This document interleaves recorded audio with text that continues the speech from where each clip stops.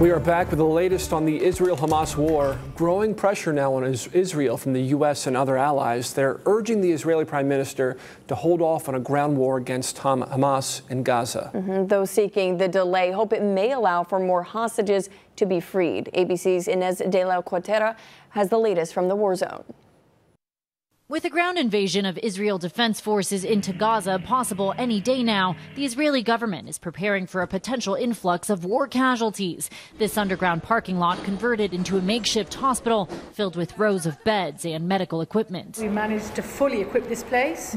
We're talking about a hospital of 130 beds. At the end, there's an intensive care unit. An Israeli general warning the army will face many deaths if it enters Gaza. Still, Israel vowing to do what it takes to wipe out the Hamas terrorists who murdered more than 1,400 Israelis.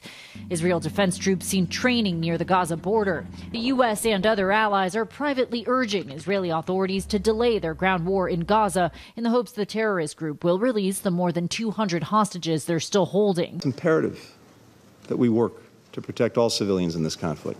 The value we place on civilian life is the driving force behind our efforts to secure the release of hostages. 2 elderly women were released from Hamas custody on Monday and handed over to the Red Cross, then taken into Israel. 85-year-old Yoshevet Lifshitz speaking alongside her daughter at a hospital, saying she's been through hell after being abducted by Hamas.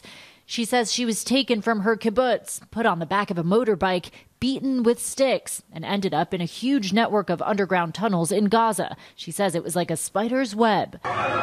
So far, more than 5,000 Palestinians have been killed in Gaza. According to the Hamas-run health ministry, more than 700 Palestinians have been killed in the past day alone, the deadliest day in Gaza since the conflict began. And millions continue to suffer from a lack of food, water, and fuel, particularly hospitals. We've just run out of almost everything. Yesterday, a lot of the times we had very little electricity. Amid growing concerns about the war front expanding, today the IDF says rockets were fired into Israel from Syria. Inez de la Cuatera, ABC News, Jerusalem.